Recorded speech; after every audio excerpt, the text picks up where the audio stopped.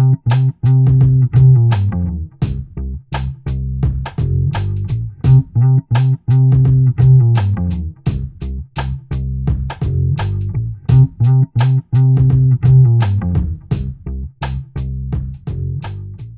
can hear you just fine now, man. It's only been about 4 years, Oh, I think I think it's been more than that.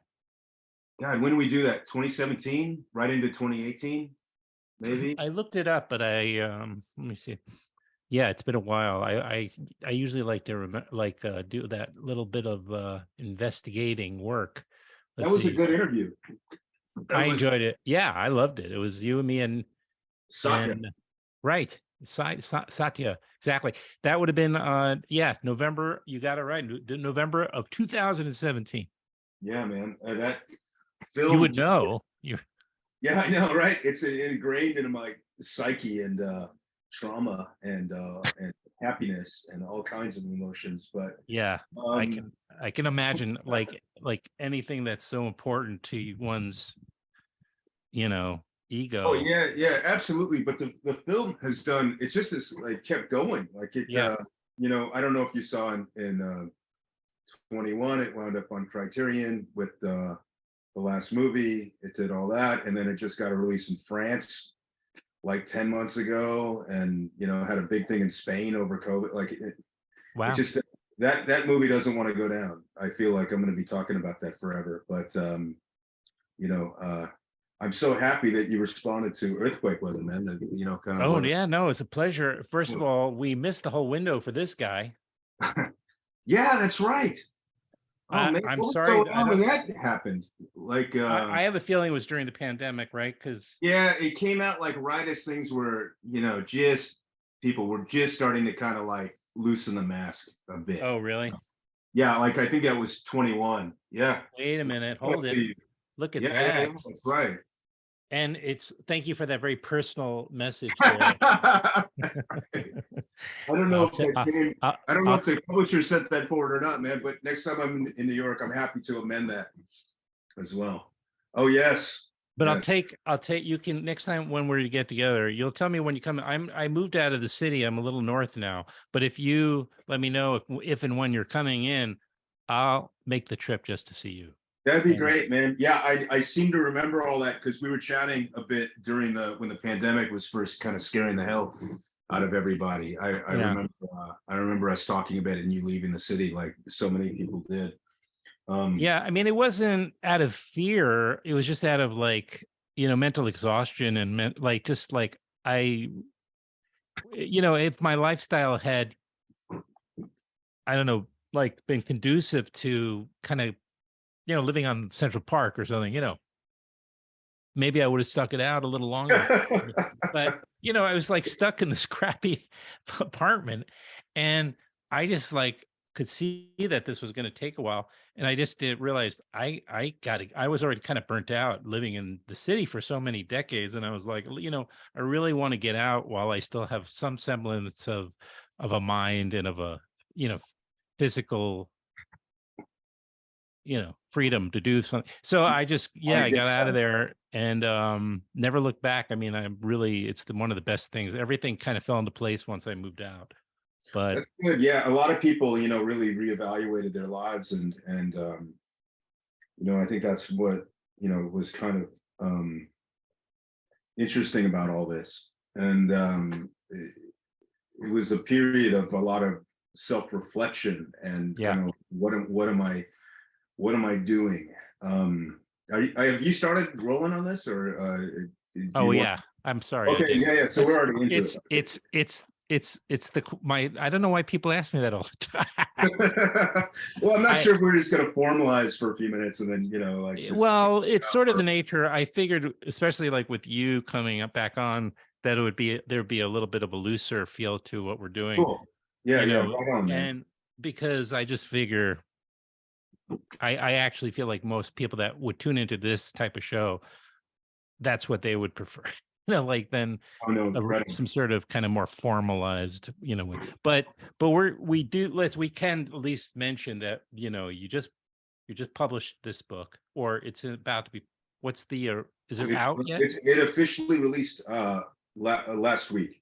Oh, congratulations. Yeah, thank you. Yeah, yeah. There was that it's funny because we were talking about COVID, and I don't know if you want to go into the backstory of how this Yeah, I mean, out, but anything you want to talk about. This is yeah, yeah. this So is so your forum here. yeah, so yeah, Earthquake Weather. Earthquake Weather is my new novel, which is semi-autobiographical in the way that, you know, Jack Kerouac was semi-autobiographical. Hmm. And I was last time we spoke was during the release of Along for the Ride, and that film has had a really incredible uh, Trajectory. trajectory. But you know, for me personally, it reminded me of a lot of things when I was working on it, just from the people that I got to be around. You know, Yeah. I'm born and raised. I'm an Angelino, and you know, we don't have the, you know, it's a tough city, you know, to grow up in, and especially it's a tough business. And when I was working on Along for the Ride, kind of moving around into this Dennis Hopper 70s exile, you know, years, I wound up around a lot of incredible artists like Ed Ruscha, and you know, actor artist Dean Stockwell, and you know, a whole kind of crew of these people. And it really got me into a place of thinking, well, you know, what are the projects I really care about, like this, like that film I was making, and you know, how do I want to curate what I'm doing moving forward, so I don't know, I don't want to say fall into a corny Hollywood trap, but just kind of stick true to what I'm about. And I had been chasing this epic, mythical, long lost acid western, which I thought was going to be my next logical, you know, step as a filmmaker. And you know, you mentioned the Along for the Ride companion art book. Um, while I was working with that publisher, we got very close, and he's from Chicago, and he would kind of ask me this question, like, what is it like to grow up here? You know, he's fascinated with the whole Hmm. you know, Raymond Chandler town concept of Los Angeles, you know. And he's like, you know, what is it? You're like, well, the only person I know that's actually from here. And so I just started relating these stories to my publisher about, you know, my upbringing and the people I knew, and the characters that I met in my journey from, you know, a small child all the way to this day. And he said, God, you know, instead of chasing this Western thing, you know, you should write a book. You know, you should write, you know, story. Some of this stuff is very fascinating, and it's just one of those things that I just, you know, when you're in it, when you're a filmmaker, you don't necessarily think about authorship in the sense of literature. You know, I'm a trained screenwriter. You know, went to film school for all that. But I never thought, you know, we're writing scripts. They're just like these kind of, they can be great, but they're like these blueprints for Hmm. making a movie, and 98% of them wind up in a shoebox, you know, at the end of the day. So it's very like, And not necessarily your shoebox. yeah, exactly. Yeah, exactly. Right. Like somebody else, you lose the script and it's in somebody else's shoebox, you know, somewhere in a basement. And you know, I loved a lot of there's a lot of books that I had loved growing up, you know, like Jesus's Son by Dennis Johnson was Yeah. important to me. It's so funny that this came. By the way, if anybody watching, listening, this comes up in your book, the Jesus' Son. What's so funny is my lady, my love, my lady. She is a teacher, and she's teaching Jesus' Son. It's incorporated into her this class she's teaching. And so it's sort of like about adaptation also. It's a long kind of description to get into the details of it, but my point is that we watched it like literally the night before I got to that part of your book. And I was just like, this is very strange, Right. but maybe not, you know. But yeah, I'd never seen the film version before, and she was raving on about, you know, the book, and I have not read the Jesus' Son. See, Yeah, I've read the book, but I've never seen the film, which is funny as a I filmmaker. just saw it for the first time though, like 2 weeks ago. And by the way, you know, I can only imagine they really did it justice. And your Mhm. buddy Dennis Hopper's in it, Yeah, yeah, for sure. So if only for a yeah, I few need to minutes. watch that.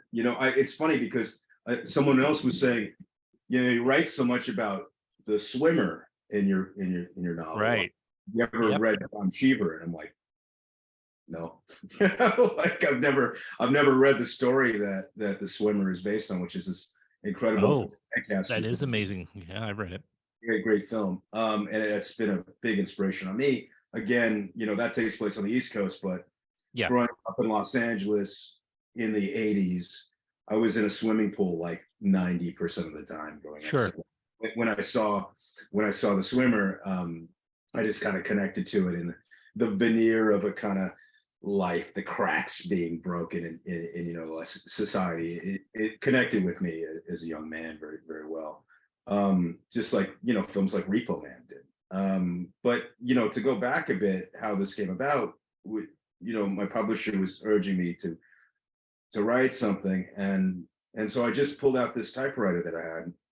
I just got back to the core of where I started, and the city was empty, in 2020 during the pandemic, which was an incredible. An empty Los Angeles is a very rare opportunity, I would say.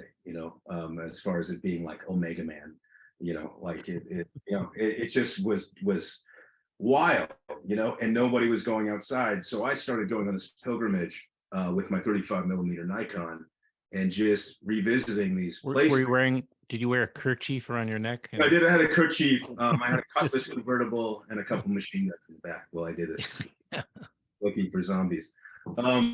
Yeah, man, and but it was like that. It was very haunting, and it's incredible to be able to retrace, the steps of your life, in an empty city. I don't think anybody really gets that opportunity, or I guess there are people like me. I was actually talking to this actor about it. He said, "God, COVID was incredible for me. How was it for you?" And I said, "Yeah, it was fairly incredible as well, like being in this empty city." And so I started taking pictures of these places as I was writing, which became a kind of visual diary. And then those photos are also published in the novel. And the novel really is set in a time. Yeah, exactly. Yeah, I yeah. mean, that's Los Angeles to me. That's the Right. LA Yeah. Oh, I, sure. I know, and I have seen, and beat up palm trees, dents in cars. The story set 20 years ago when I was living in Silver Lake and going to art school. Yeah, Yes.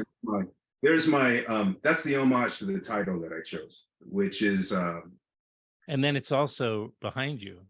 yeah, exactly.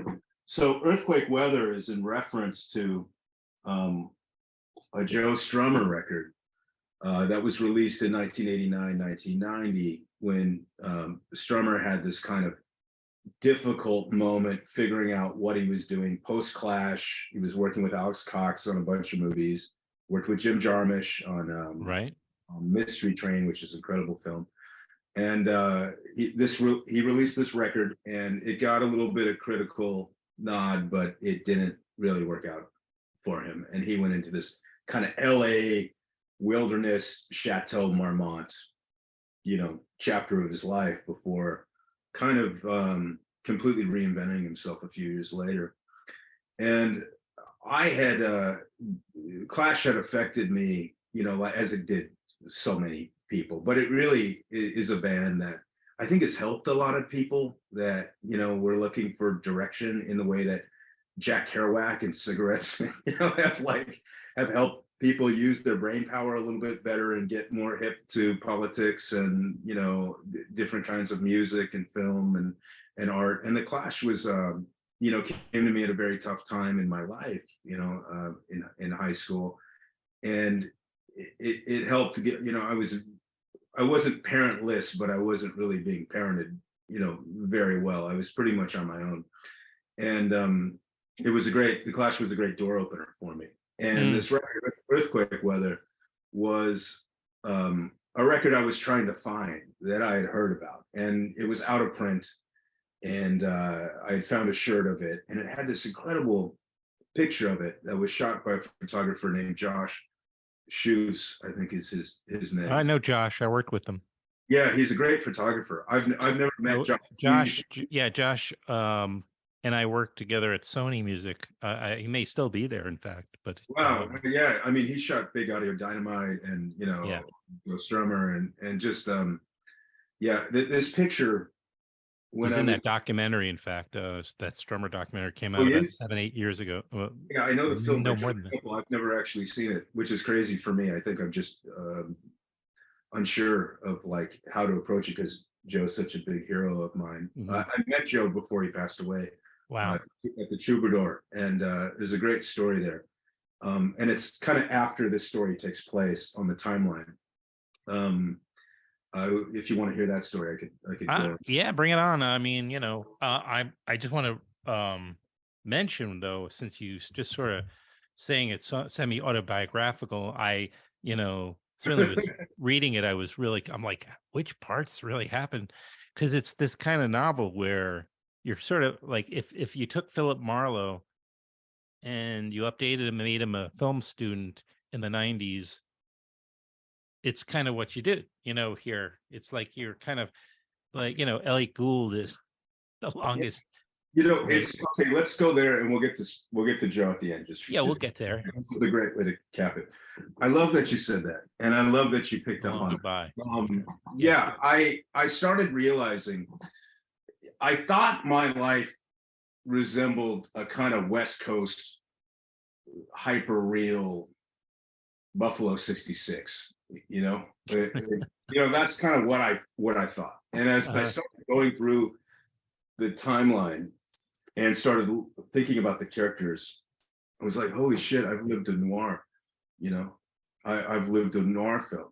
It just is very long goodbye. It's like Richard Stark. It's just, the thing is that when you come from here, the, you know, there's people that are larger than life. They're characters, and they may not necessarily be famous or in the film business, but Yeah, they yeah, sure. are very strong personalities. They don't play by any kind of rules. It's very dog eat dog, mentality in certain circles here. And I was birthed into that world, above Sunset Boulevard in the late 70s, and like, Jackie Gleason used to play pool. Karen Black used to play pool in my dad's pool table, up above Doheny, and so I was thrown into that, and my dad is, to kind of answer what is real and what is not. I should just maybe quote Kerouac in saying that, everything I saw was real because I believed in what I saw, and things have of course been altered, and it's really two stories that kind of collide to make a good narrative story. But it's very personal, I should say. Yes. My father was incarcerated in federal prison eventually for all of his shenanigans, during the time I was in college, and I was on my own in the Yeah. city. I was living in, I went from, I started life in Beverly Hills, right at the top, man, with like Zagato body Ferraris and famous people. And my dad helped us work our way down, as I started moving through life. Just by, he got into a lot of trouble and a lot of crazy business practices. So I saw many spectrums that I think not a lot of people get to see. Like, you get to see the height, they get to see the low, the up and the down and all those things. And Yep. and I wound up on my own, while I was in college. And if it wasn't for all these incredible friends who are artists and film lovers and photography, photographers and uh God, I don't know how I would have made it, because they kind of became a surrogate family while I was going through all this. And I slept on a mattress. That's why I always love that line from Dennis Hopper. I could sleep on a mattress, I don't know if you know that line or not, but when he's what did he, when, was when it he, from a movie or? it was in the American Dreamer, and I Oh, think that was one of the attractions of me loving the story of the last movie, was because there's a line in the American Dreamer by Lawrence Schiller and Ellen Kit Carson. It's a documentary about yeah. Dennis, and they're asking what happens if this movie isn't going to work out. And he goes, well, I slept on a mattress when I was editing Easy Rider. I could sleep on a mattress again. And that kind of became my mantra while I was living in a dying Yeah. And I, possessions. Well, and I had sold my soul to Sally Mae to get through school, with student loans and anything, we were in the era of all that. And that, that became my way through. My father did try to trade. What's so wild is my dad literally negotiated a deal on my behalf with his cellmates for me to write a screenplay. he did do that. For them. Oh my God. While I was just looking, I was in the hardest art school on the West Coast, just trying to keep my life together. And all that, I had all that over my head, and while at the same time trying to find love, and all, and all that. And when most kids are in college, they're in that place where, yeah, it's tough to be in school, but that's where all the heavy romances and the heartbreaks and all that kind of stuff is supposed to happen for you. So I was trying to cling to some kind of innocence, while all of this crazy stuff was going on around me. Yeah, man, it was a real trip. And putting the book together was just a great way to look at that again. Yeah, sure. As an older person. Sure. I mean, how old was your dad when this happened, when he went to jail? My dad was an older father. So my dad had me when he was in his 40s. And Okay. so my dad was about 60 when this all happened too. Okay. Yeah. He just passed away about 5 months ago. Well, I haven't had much contact with him, but for obvious reasons. Was he sick, and were you Yeah, able? he was sick. He passed away. My dad passed away of lymphoma about 6 months ago. Yeah. Oh, it's still tough. It was tough. Yeah, absolutely. And yeah, It can actually be probably tougher if you don't make, some sort of level of peace with it, whether it's with him or just on your own. And because, yeah, absolutely. I mean, it's something that I think that there's a lot of, this is a novel about trying to understand family as well as being a noir tale, and dealing with the damage that can be caused, in this idea of family and a town where, people will sometimes not put their families first, yeah.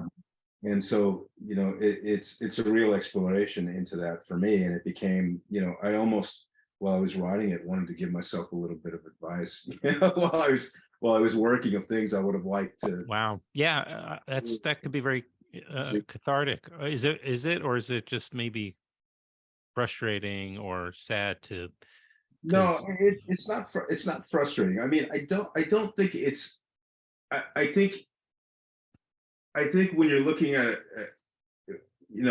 coming from there,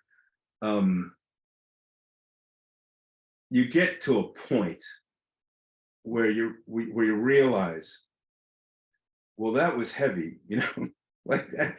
Yeah, but I made it through that. I survived that. So whatever I did, I did well. yeah. Well, I was wondering if, it's like, as you said before, this period that happened, um, wow, I guess, like, if this unraveled and all this took place in the 90s. Takes place in really 2001, but I was in, 2000. yeah, Okay. I was in film school in the late 90s. I graduated 2001. Right. Okay. So it was over 20 years ago. So, and while you're going through these incredible experiences, remarkable experiences, and your father's, and prison, and you had is it, I'm just guessing maybe you also had a very complicated relationship with your mother. I think absolutely. Like many, you know, um, my mother was kind of an ingenue at one point. Right. She was very beautiful, and came from the heyday of the late '60s and the early '70s. Really brilliant and fascinating woman. She hung out with Elliot Gould. She was, friends with a lot of. She was friends with Arthur Lee in Love, and just Jim Morrison, and had this really kind of LA great background. And she did influence me a lot with her, Mhm. her stuff she was into. It's like she got me into the Really? Rolling Stones. She bought me my first Clash record. Like, Wow.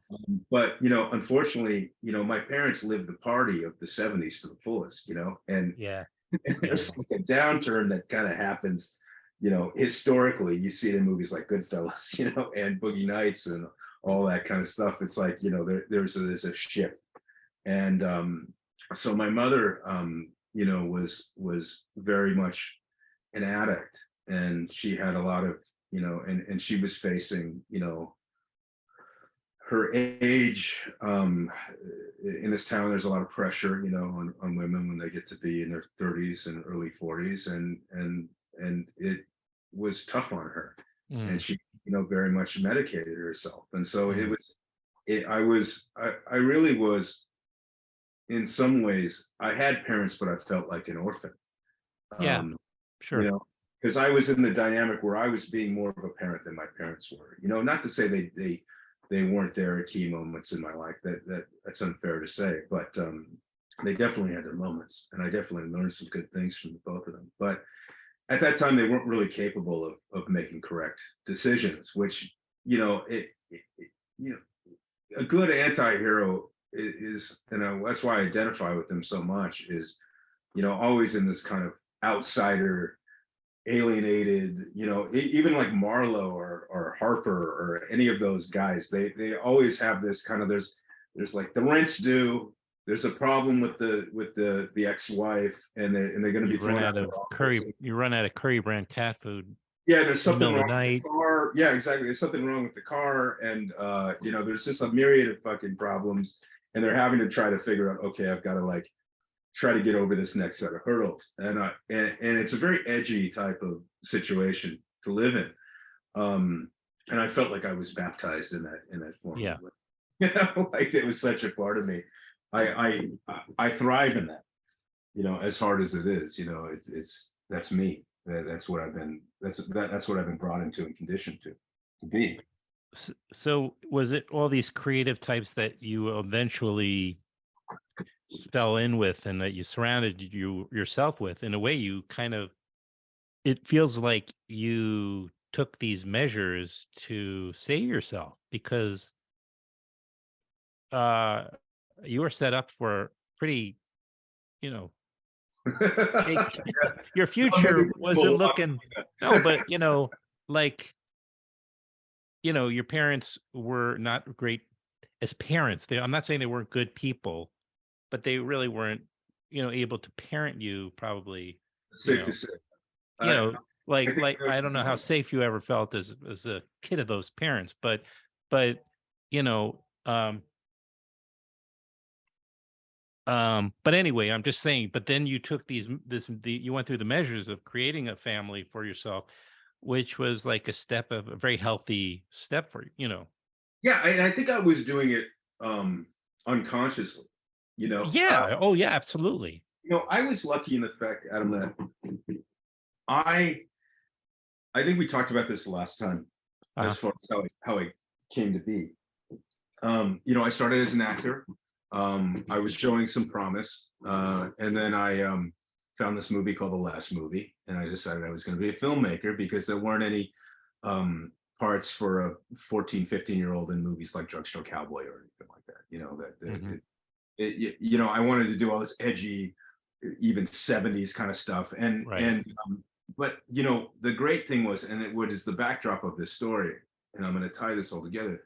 is that there was an explosion of maybe the greatest time ever, in my opinion, of independent cinema. And I decided to be a filmmaker. I got a Bolex, I got a Super 8mm camera. I started making my own movies with my friends on the weekends, which led me to into film, got me into art school and into film school. So I found that direction that way. But I mean, look at what was happening. I mean, it was like there was Dogma 95, right? There was like movies like Ghost Dog, The Force Right. Jarmusch. just incredible. 24-hour party people. Oh yeah. Sexy Beast. I mean, it just Oh seemed my like God. every I'm week. so excited. My girlfriend hasn't seen Sexy Beast. Oh, she's gonna be so I happy. just get to see it with her again. I love that Jonathan Glazer rolled up out of making music videos and made maybe the best British gangster movie. And there's like a lot of great British gangster movies, in my opinion. But I think he really took the mantle of best British gangster filmmaker. And like then he never did it like ever again. He never revisited the genre. He never repeated himself. And I love that about him. But that movie, and that was really like a high watermark. Oh, I know. So I was being just inspired and fed by all this, and then revisiting these movies by John Cassavetes, and movies with Harry Dean Stanton, like Paris, Texas, and David Lynch, obviously, and so there were all of these time. Yeah, incredible. Did I tell you? Sorry, I got it. You inspire me because you bring up. Hold on to that thought, what you were about to say, because I'm interrupting you, and I apologize. Is that you're the interview? But when I was very young, and I went to see Blue Velvet the first time in a movie theater when it first came out, and in my hometown in Queens, with my cousin, the people in the audience were so uncomfortable and didn't understand what the movie and what Lynch was doing, and they were just kind of laughing, and it was freaking me out. So I left. Right. I didn't even get it. I didn't get halfway through it. And were you just angry at the audience for not understanding what was happening? I was a bit annoyed, yes, but I don't know if I was angry, but then I went into Manhattan, a few days later or a couple weeks later, whatever, and I saw it in Manhattan, just because I just had to see it and be able to focus on it, because people were like talking, and yelling at the screen, that kind of thing. They just didn't. Right. Lynch, they hadn't seen anything like that before, and if they had, they probably wouldn't have gone to see the movie. Yeah, for sure. I mean, that's kind of funny how an audience can just change everything for you. Yeah. And also in the art house scene at that time, the New Beverly, which Tarantino now owns. Oh yeah, I know. It was an incredible kind of art house scene. And these theaters at the time are not like going to the Metrograph or something now, where people just. Oh, I know. I mean, you used to go and there would be like 4 people, an old guy coughing in the front, and you would watch like performance by yourself. Yeah. Like right. a private screening. And then I remember also, it's like, remember that actor in Reservoir Dogs, Lawrence Tierney? Yeah, sure. Yeah, Lawrence Tierney. He was this famous, the most difficult actor apparently in Hollywood. Reservoir Dogs, right? He was in Reservoir. That was his big comeback. He would wait in the theater of the New Beverly for people to recognize him. Yeah, in the late 90s, and you just see Lawrence Tierney just standing there, and that's kind of what started happening to me. I was going to the legendary Vidiots and to Rocket Video, and another legendary, along with all these great independent record stores. So music and film were very major part of my life, and absolutely. Just like digging for old movies, I was digging for old bands, like finding bands like Television and the Modern Lovers, and all this kind of other incredible stuff was feeding me, and I started just meeting these heroes of mine, and they became accessible. It was almost like there was a magnet. It's like I would watch Faces, I would then bump into Seymour Cassell. Wow. Start talking to him. Yeah, that's amazing. And so, or I would watch Repo Man. I'd meet Cy Richardson, from Repo Man, and it just LA, it has a lot of bad things going on with it, but those kind of things are magical, to me. you'd walk over somewhere, you see Laura Dern, in the supermarket, and 5 steps away from you. And so all these people that were, I think, in a way, those films, in a strange way, I feel like those films were parenting me in a sense, like watching, it was giving me an idea of um, thematic in living, Yeah. Right. great Yeah. film, and then I had this accessibility. And when I was like 21, 22 years old, um, there was, these people started taking an interest in me if I'd be in a certain, situation. I'd wind up having a conversation with Seymour Cassell that would go for an hour and a half, and he'd talk to me about John Cassavetes and like what you have to do to make independent films. And it would always end with like, well, when you need me, call me. Like, which to me in film school, nobody was thinking that way. They would just go into Backstage West and try to find somebody who was fresh off the boat from Flagstaff, Arizona, to cast in whatever they were doing, and some community college acting hero. And I started to just pour the gas on that, and I started calling agents as like a 21-year-old. I'd call ICM, CAA, like agencies, and say, hey, I've got a really good script. I want to send it over. And like, I was getting through to people, and I was getting responses to people. And that was, it just started to show me that there's no rules to any of this. It was just so intimidating, when I started, but I just started, and I'm a very introverted, quiet guy, but there was something about this kind of passion of filmmaking that I wasn't really going to be stopped. My ambition wasn't going to be pushed back. I was going to figure out how to make something like A Killing of a Chinese Bookie, even though I didn't have any of the skills yet. I had that ambition and that drive to push through. And and what was incredible about that time is a lot of those actors, from the 1970s that had started in the 50s were all still around. Yeah. The city, they're all pretty much gone now. But there was a lot to learn from them. And I started directing. I had a directing teacher, and she was the head of the DGA, and she worked with Jane Fonda and did Fuck the War, and I don't know if you know that you probably know that film. And just, Which one? Fuck the War. Is it called Fuck the War? Fuck the Army? It was the one with Jane Fonda and Donald Sutherland. It's where Jane Fonda spent time with the Viet Cong and got in all kinds of trouble. My directing teacher made that movie and was the head of the DGA, and so obsessed with the craft of directing that, and was at that age where we were learning who Stella Adler was. We were learning who Harold Clurman was. We were learning about these crazy schools that went down in the 40s and 50s in Manhattan, and all this really in-depth, very deep directing, which I'm very, very thankful for to have, learned in that style.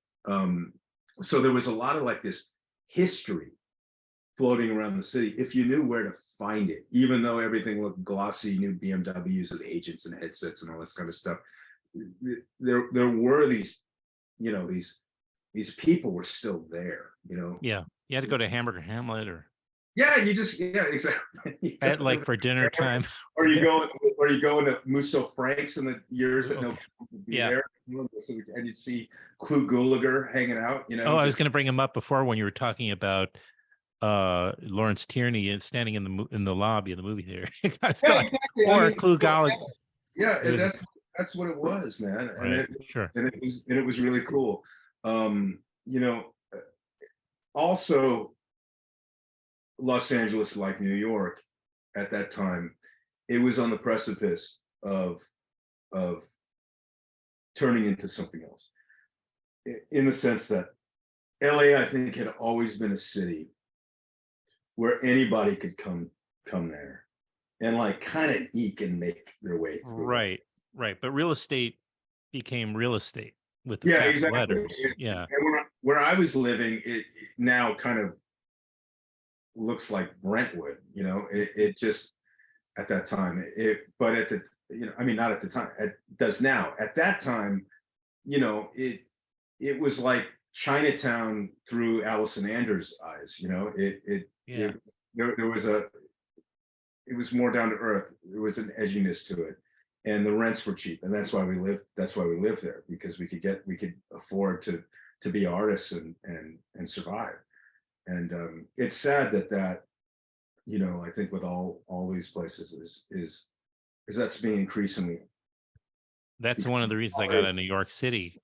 It was a combination of what you just said and feeling now that, sort of with this idea that the city belongs to the young, the next generation, however you want to say it. But like, I just realized the New York City that I grew up with, that I love, where you could still, live there if you had no money. You could there were all sorts of areas and neighborhoods with real characters, and the neighborhoods had character too, and yeah they're kind of gone. I mean, they've all been, you know, destroyed, and it's just, for me, it's heartbreaking.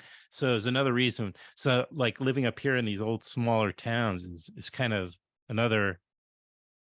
And believe me, it's kind of creeping in, but it's just it gives me a sense of, I don't know, soulfulness, like where I yeah want to there's live. I yeah, want I live to have a soul, yeah, and I found that in Echo Park and Silver Lake, Yeah. you know, because when you live on the kind of the west side, I was living in the slums of Beverly Hills before everything went down, and when I crossed Crescent Heights, I felt like I discovered the world. I felt like I found the real true Yeah. city. You know, it was so much less vapid, and there was definitely a soul to it, Sure. and I just fucking embraced it, man, and it really helped me. And I think that, like you said, in Manhattan, yeah, earthquake weather. I mean, it They're in really, there. I mean, these you give a sense of what you're talking about in your novel, in yeah. terms I of mean, those and neighborhoods. I think it's important for people to understand that. You know, it was also the other thing that was really crazy about that time was, you know, I was the last generation being schooled in actual filmmaking, you know, and like editing on a flatbed, you know, Hmm. and like Yeah. all of those traditions, which were the whole reason all of us wanted to do this, you know, it was just, there was a mystique to it, you know, Right. and there was a technical aspect to it that we were all fascinated by, you know, like God, if we flash the film, what we could shoot at night, or if we, you know, if we process this a certain way, it'll give this, you know, a unique look, and that was just another whole level to it. And then as that's happening, we're trained in that, like, you know, computer editing is really starting to take over. The Matrix is released and becomes like the biggest movie of, you know, all time. And it just, they start pulling all of our stuff away that we, like, as we're nearing our graduation, saying, why don't you learn how to use this and work on this instead? We're going to get rid of everything else. And it just was like this shock, because we're like figuring out, like, damn, the whole reason we're here and everything that we've been studying is about to go, and they now want us to relearn everything on something in some other medium, when we've got, like, the clock's ticking. There's like 6 months until we're out of here, right? Right. Right. And so That's it became, crazy. Yeah. I mean, it's also in the book. Yeah. yeah, yeah, you know, It's and a great moment. Yeah. yeah, and that, you know, that whole thing where I made this found footage kind of film a la Bruce Conner, that's all true. And Yeah. that, you know, the book is the subject of an exhibition. I don't know if you know this, in Los Angeles right now, at These Days Gallery. And that show, that film that I talked about in the novel is actually, was lost, and it was found in Helsinki by a friend of mine, in her parents' summer house, or What, outside of Helsinki, I should say. the Uh, Beast in Me, or which no, is? no, the other film, The Beast in Me, Oh, the is, one that you said, the found yeah, yeah, footage yeah, one. yeah, yeah, yeah. Get High on Your Family, and that movie is now on installation and is being shown. Oh, that's fantastic. And another film that I had not finished, had been lost as well. Almost all my film school work was lost. Was found in a garage in Arizona over COVID. And that film, little 8-minute film, just got finished now with a band called Guitar Wolf that you may remember, that were on Matador. Records, and they had made it a commitment. Yeah. Okay.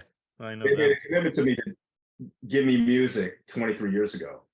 And then they honored their commitment and did an original score for me on that. And that's also on display in the gallery with all the pictures right now.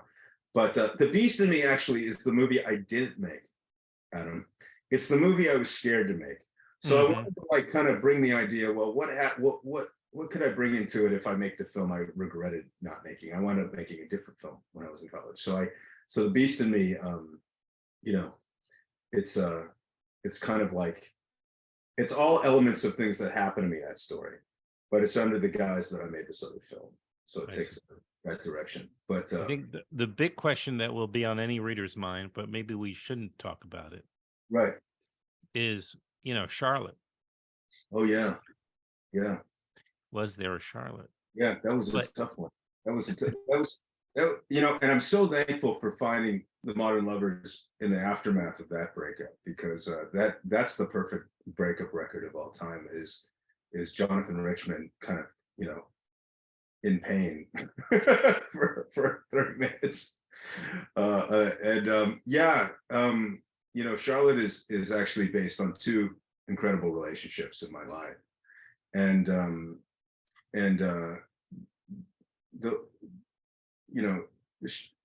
Charlotte at that time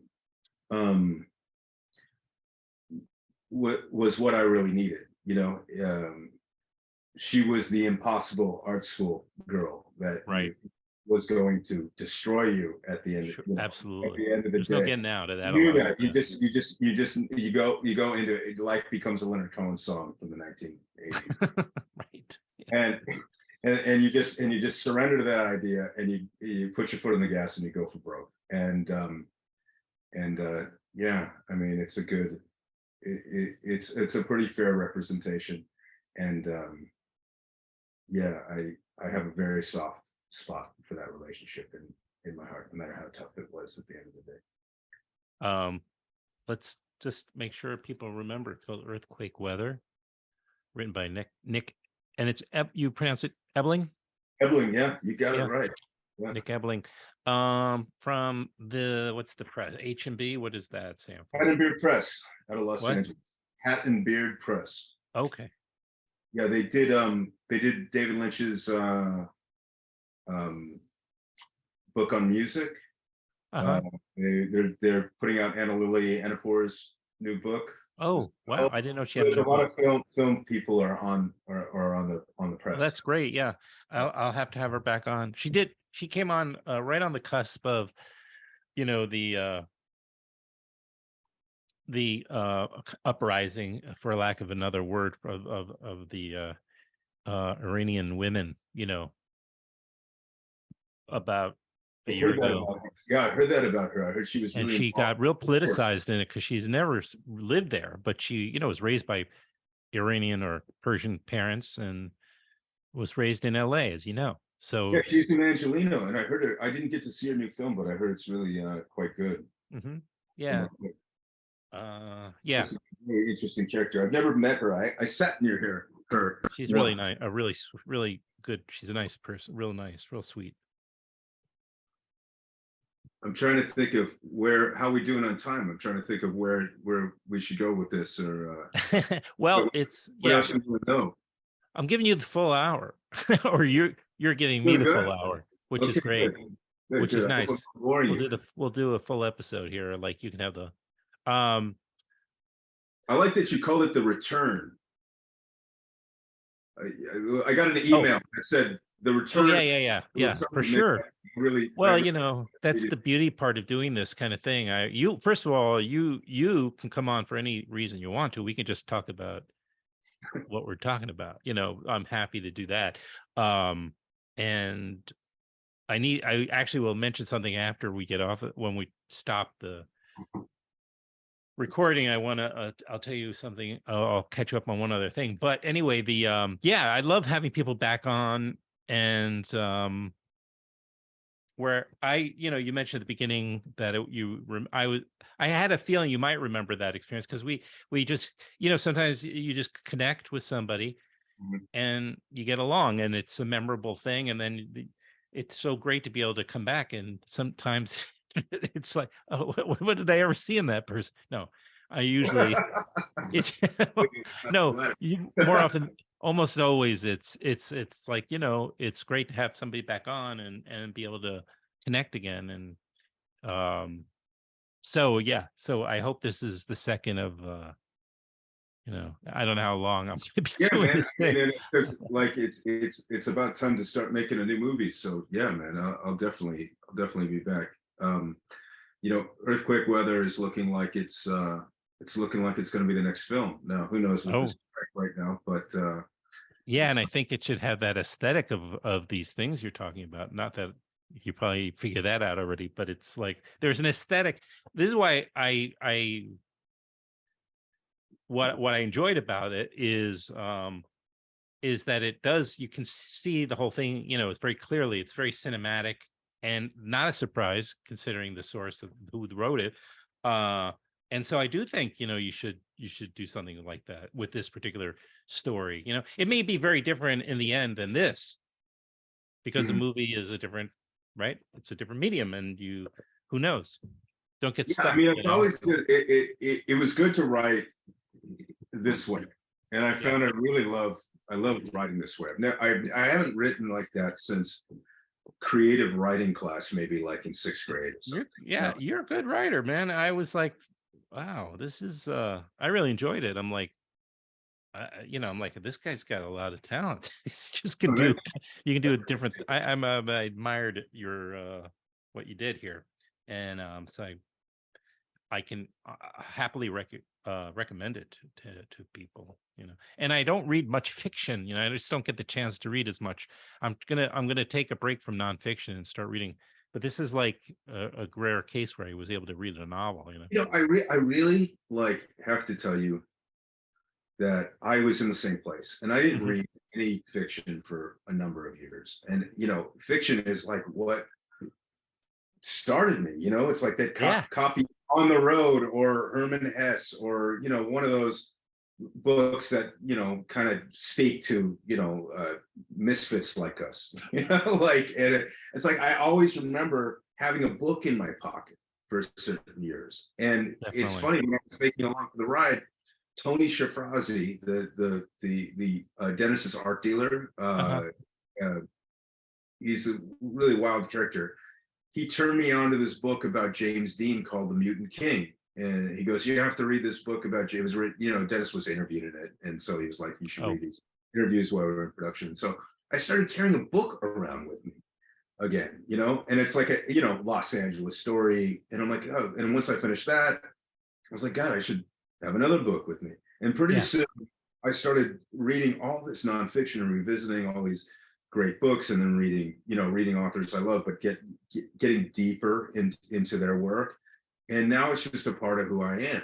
And I think yeah, that it's been this like kind of creative, I don't know, it's unjumbling maybe all the bad things I've learned over the last like 15, 20 years of my career. It's helping to kind of open that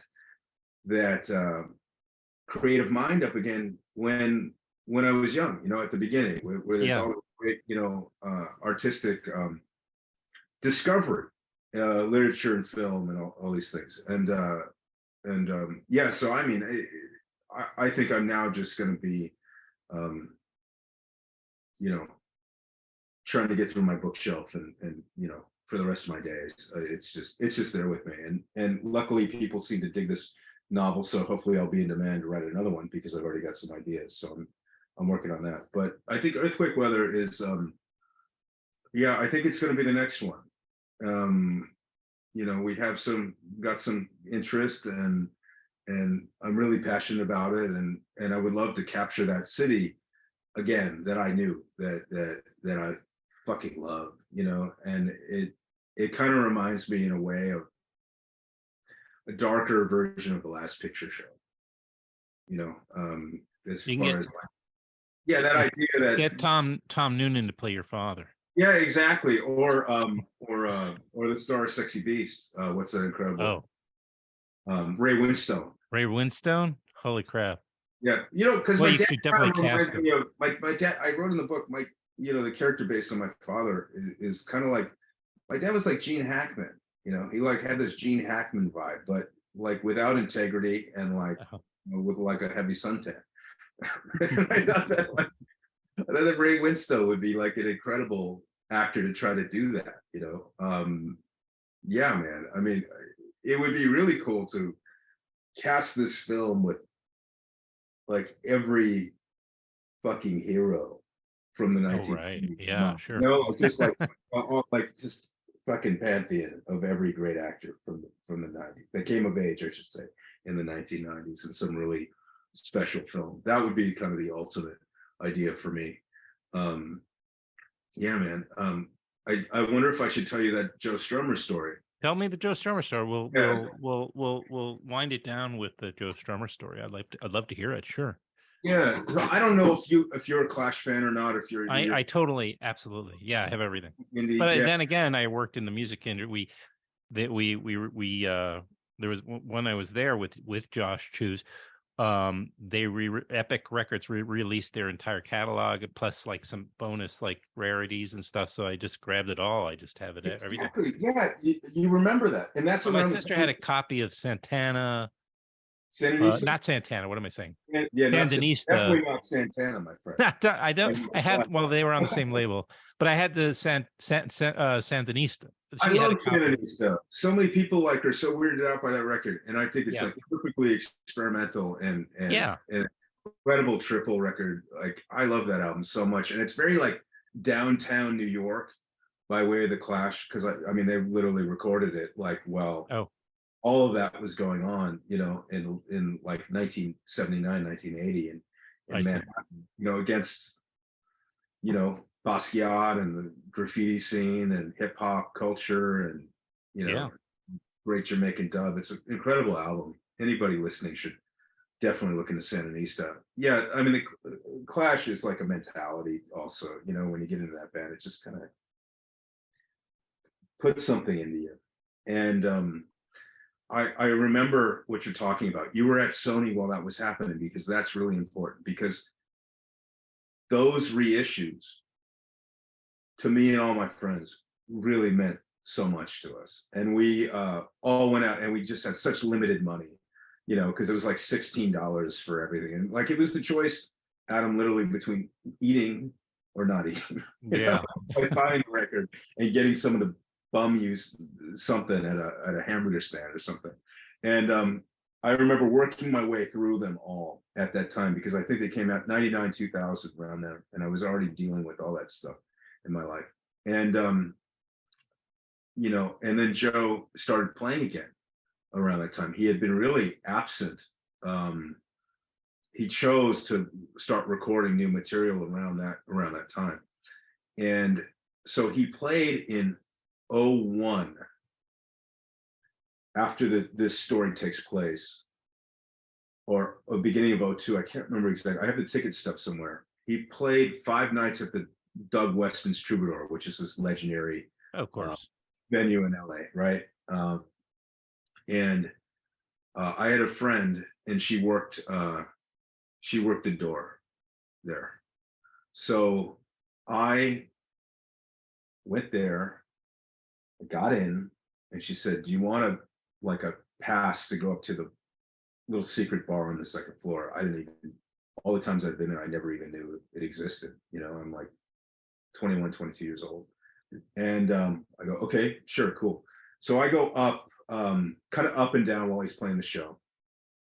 And it's a great, great show. He's playing half Clash material as well, but it doesn't feel like a greatest hits tour. You know, it was electric. And after the show, I'm having a drink at the bar, and I had just quit smoking, Adam. It was the hardest thing ever, because I was a 2-pack a day smoker, right? Wow. Yeah. No, it's And hard. so I quit smoking. I'm having a drink. The drummer gets off stage. He walks right up to the bar, right next to me. He goes, "Hey, you see those 2 beers at the edge of the bar? Do you mind just bringing them over and giving them to me?" Right?